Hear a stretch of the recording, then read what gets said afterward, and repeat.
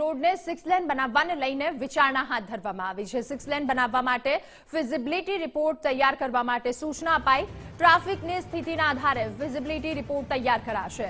આગામી 3 મહિનામાં feasibility report submit કરાશે અને શહેરમાં 76 કિલોનો 4 માર્ગીય રિંગ રોડ 6 લેન બનાવવામાં આવશે। તો 76 કિલોમીટરનો 4 માર્ગીય 6 લેન રોડ બનાવવામાં આવશે।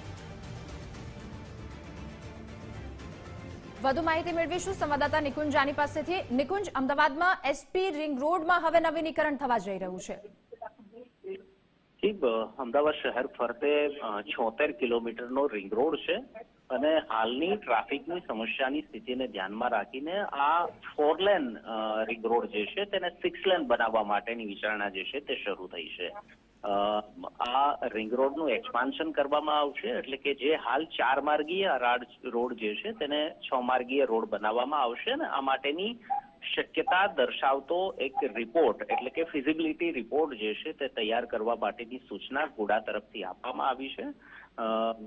3 મહિનાની અંદર આ ફિઝિબિલિટી રિપોર્ટ ગુડાને સુપ્રત કરવામાં આવશે અને ત્યારબાદ આ 4 માર્ગીય રોડને 6 માર્ગીય બનાવવો કે નહીં તેને લઈને નિર્ણય લેવાશે। પરંતુ હાલની ટ્રાફિકની અને વધતા જતા તે રોડના યુઝ જે થઈ રહ્યો છે તેને ધ્યાનમાં રાખીને આ રોડને પહોળો કરવો જોઈએ તે પ્રકારની માંગ ઉઠી હતી અને તે માટેની કામગીરી જે છે તે હાલ શરૂ થઈ છે।